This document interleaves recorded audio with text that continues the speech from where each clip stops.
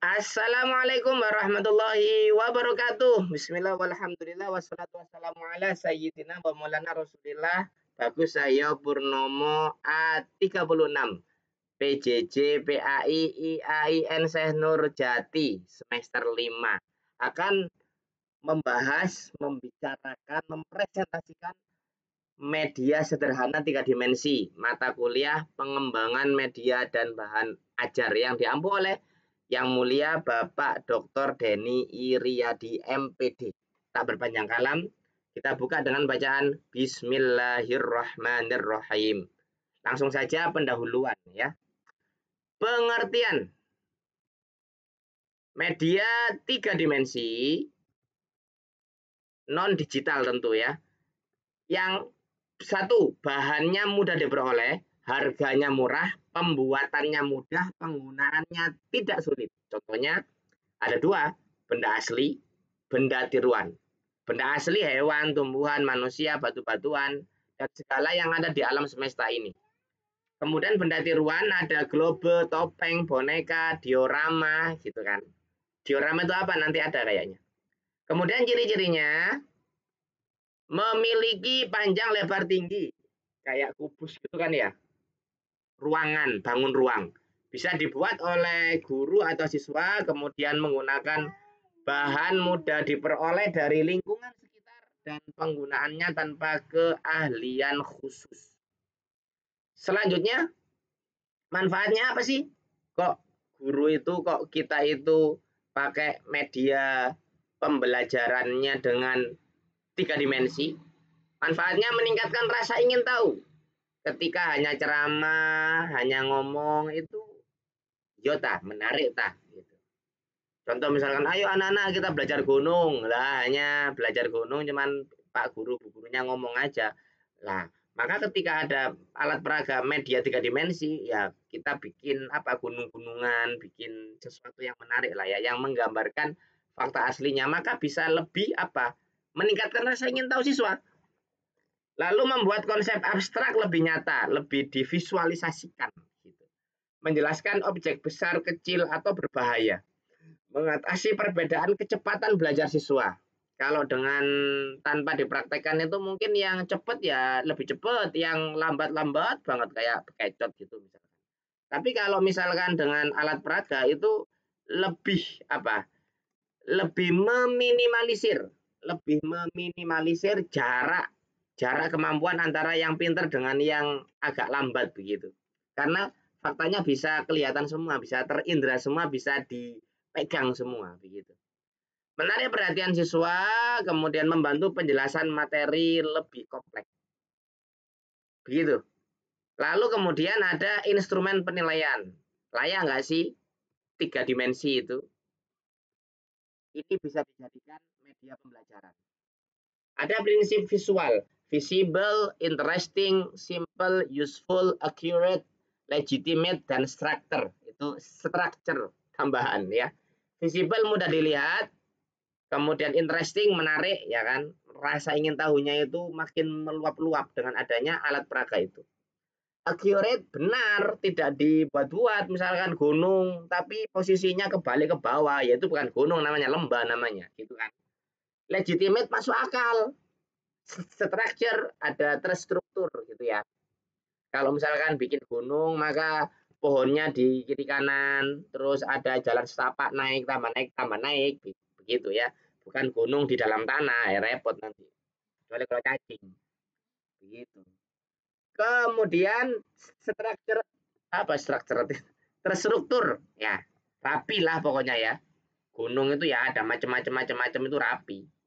Lalu ada komposisi dalam instrumen penilaian. Apa itu? Simplicity, kesederhanaan. Lalu ada unity, kesatuan. Ada balance, keseimbangan. Kalau gambar gunung, maka yang lebih gede ya gunungnya, bukan rumahnya gitu ya. Itulah kira-kira ya.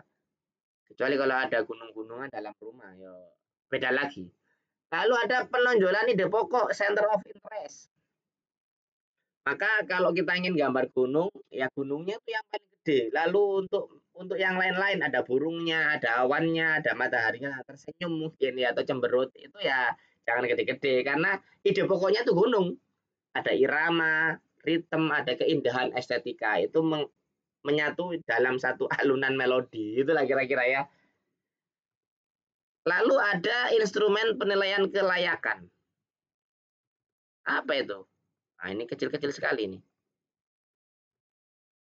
Ada judul media, ada nama pembuat, nama penilai, dan kriteria penilaian 1 sampai 4. Apa itu misalkan kriterianya? Kesesuaian dengan tujuan pembelajaran. Lalu ada kemampuan untuk menarik perhatian siswa. Kesesuaian dengan materi ajar, menciptakan rasa senang bagi siswa. Harus ada itu. Dari angka 1 sampai 4. 4 itu paling senang gitulah. 1 berarti bosan, nggak senang gitu. Nanti akan bisa kita nilai itu. Lalu ada keterbacaan komponen media. Ada kesesuaian dengan karakteristik siswa sasaran. Kalau anak kecil apa media ajarnya, anak sedang, anak gede apa media ajarnya begitu. Kesesuaian tampilan media dengan kenyataan. Jangan sampai itu tadi gunung tapi apa itu di gambarnya, bukan gambar gunung tapi replikanya itu nyungsep kebalik gitu ya enggak. Itu bikin sumur itu ya. Lembah, sumur, bengawan. Kemudian keterpaduan komponen media dalam menjelaskan materi. Iya enggak sih gitu. Penyajian materi secara runtut dan logis, keterjangkauan dan keawetan media, keamanan penggunaan media. Jangan sampai bikin media tapi terdiri dari kawat, berduri, ada paku tapi naik ke atas, yo repot nanti ya. Kemudian ada kemudahan penggunaan dalam praktek belajar, ada kejelasan petunjuk penggunaan. Itu harus itu. Oke. Kemudian instrumen penilaian. Ada pemanfaatan media realita. Ada misalkan ini. Pengertiannya. Pengertiannya benda asli dari lingkungan nyata yang digunakan untuk mendukung pembelajaran. Contohnya tumbuhan di taman, batu-batuan, alat rumah tangga. Jenisnya macam-macam. Di rumah tangga, makanan, pakaian, pertanian, transportasi, bunga dan tanaman, binatang peliharaan, binatang liar, kerajinan, bahan literasi, alat budaya, dan seterusnya. Ada sumpit, keris, payang. Yang rumah tangga tadi ada peralatan makan, dapur, nah gitu. Manfaatnya bisa memberikan pengalaman langsung, mendukung pemahaman siswa terhadap materi pembelajaran, meningkatkan keterlibatan siswa. Lalu ada langkah penggunaan ini ya dianalisa dulu tuh materi yang membutuhkan benda yang nyata. Ini kira-kira perlu nggak sih alat peraga atau enggak? Persiapan benda bersama siswa, gotong royong bikin, itu lebih cakep. Penjelasan tentang benda tersebut. Siswa melakukan percobaan dan observasi, diskusi hasil observasi, lalu disimpulkan deh dan refleksi. Pemanfaatan media model. Ada definisinya. Media model itu media benda tiruan 3 dimensi yang menggantikan benda sebenarnya dan digunakan saat benda sebenarnya sulit dijangkau atau terlalu mahal. Akhirnya bikin gitu. Jenis-jenisnya macam-macam ini. Ada model padat, model kerja, model penampang, model mock-up, ada model susun, ada model diorama. Apa itu diorama? Kayak pemandangan gitulah ya. Contoh diorama siklus air atau bikin hujan dan seterusnya. Ada model susun, itu puzzle, kartu kata, model penampang, ada penampang lapisan bumi, penampang organ tubuh, model mock up, ya kan? Apa itu? Misalkan peredaran darah dan seterusnya. Demikian mungkin ya. Sangat singkat sekali, semoga ada guna dan manfaatnya. Wallahu a'lam bishawab. Assalamualaikum warahmatullahi wabarakatuh.